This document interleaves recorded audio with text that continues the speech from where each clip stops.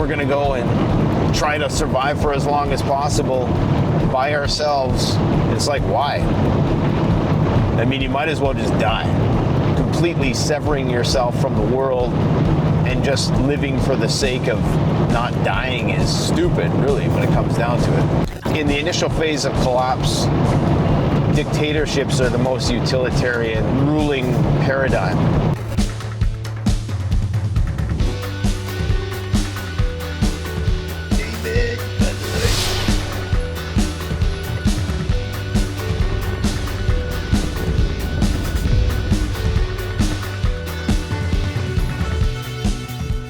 So individual prepping versus communal style prepping. What's the difference? What are the pros and cons? Personally, I would not include anybody in my preparedness plan that wasn't outside my immediate family. Maybe your close friends, lifelong friends. If you would entrust somebody to watch your kids, then maybe there's a good chance that they would be a good part of your preparedness group. But you got to be very careful, because trust is one of the most difficult things. If you would trust somebody to run a business with you and manage your operations, then maybe that's somebody you could have in your group. Obviously, it's on an individual basis, but even if you know somebody as an individual, you don't know who their family members are, and they might not be as good-natured as that particular person. So you really have to do kind of background checks on people. You may know somebody who is a great person, compassionate, trustworthy, competent, but what if they have a bunch of drug addicts in their family? That's going to be a burden that ultimately, if you're cooperating with that person, you're going to have to deal with. I think one of the main advantages of being a lone wolf is the ability to just do whatever you want independently. I'll use the example of Glenn in The Walking Dead, how his philosophy was that he's able to survive by himself. His post-collapse itinerary was fully under his control, and he didn't have to worry about that one clumsy person making a noise and attracting a zombie or something. He could slip in and slip out of a place. His limitations were only due to his own incompetencies. But of course, the problem with that approach is that you don't get specialization, so you don't get the benefits of having a bunch of different people who all have a honed set of skills that you can leverage as a community to wage war against a group. And I guess you can only get to a certain level of technological advancement as an individual. As an individual, you might be able to build a log house. It might take you a long time, But in order to get to the brick house level, you're going to need people who specialize in different things. You only get that in communities. You have to relinquish control if you want capability. And I think a lot of people, this is why they get stuck in business, is because they attempt to micromanage and they never relinquish control, and so their capability is always limited. Whereas somebody like Elon Musk, his real gift is not that he's super intelligent engineer, because he isn't an engineer. He is an entrepreneur that knows how to vertically build companies and delegate responsibility to subordinates who are able to enhance the capability. But the other thing is group politics comes into play, and so you really do need some kind of constitution amongst the group, and everybody has to adhere to it. If you are going to have some kind of post-collapse group, you need like a village charter of sorts that really stipulates what the rules are, and if there's a violation of those rules, there needs to be punishment exacted in some way, shape, or form, whatever that might take. And I'm pretty sure this is why law was created. In the tribe, things were unequal. So in order to ensure that you don't have those conflicts arising, you have to have some kind of agreed upon miniaturized version of the Constitution, and it has to be something that is democratically agreed to, at least if you want to truly maximize the specialization of a group.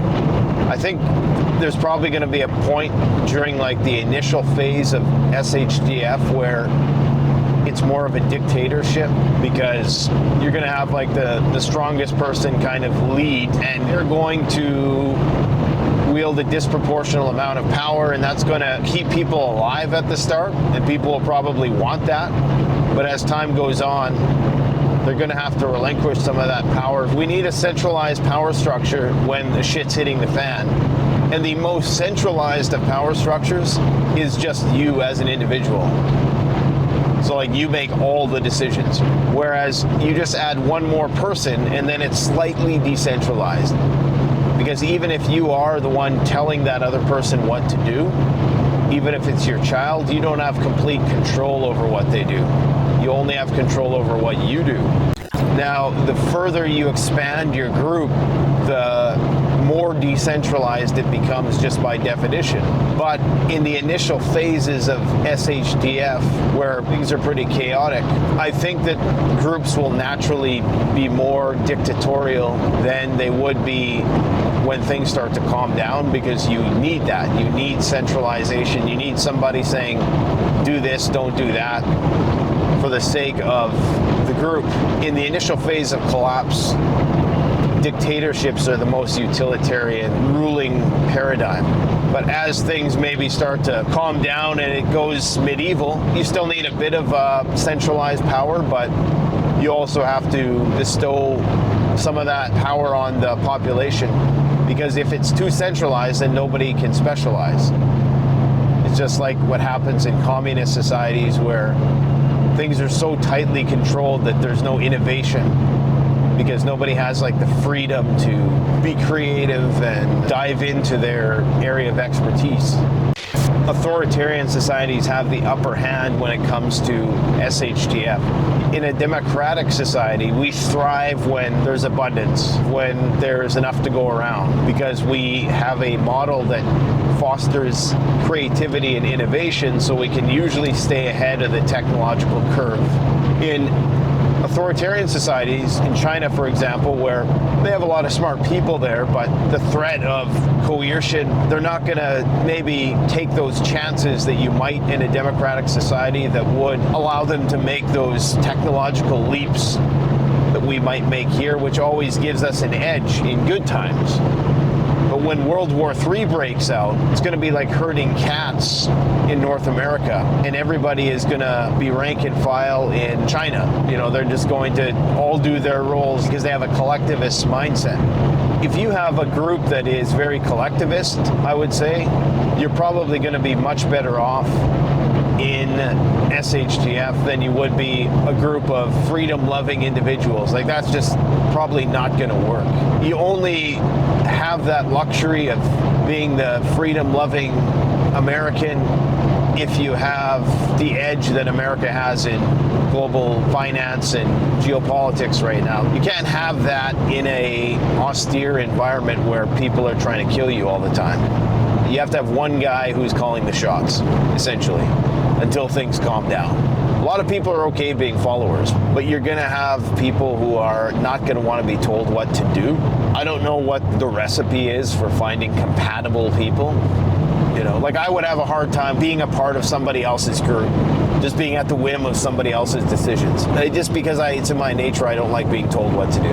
But some people are okay with that. And that's not a bad trait necessarily, because it's a collectivist trait. It's like saying, you know, well, Chinese people, because they're more communistic by nature, then they're at a disadvantage, when really they're not necessarily, because they reap the benefits of the group working together, despite whether or not they may agree with the dictator, you know, like. The problem with lone wolf preppers is that you're a genetic dead end, for one. What's the point of just running out into the woods and trying to keep yourself alive? Like, that's stupid. You're just going to die anyways at some point. The universe is never going to have known that you existed. The whole point to prepping is at some point emerging from the lone wolf. You know, the lone wolf is a phase, maybe, where in the worst part of SHDF, you gotta just be you or your immediate family. But this idea of completely severing yourself from the world and just living for the sake of not dying is stupid, really, when it comes down to it. It's actually contradictory to survivalism, because survivalism is about not the individual, but it's about the survival of the species. And it's really about your progeny's survival. It's about your family, your community. And this is why sometimes when I hear stories of people saying, yeah, like, we're gonna go and try to survive for as long as possible by ourselves, it's like, why? I mean, you might as well just die. If it's just to ride something out temporarily, then yeah, that makes sense.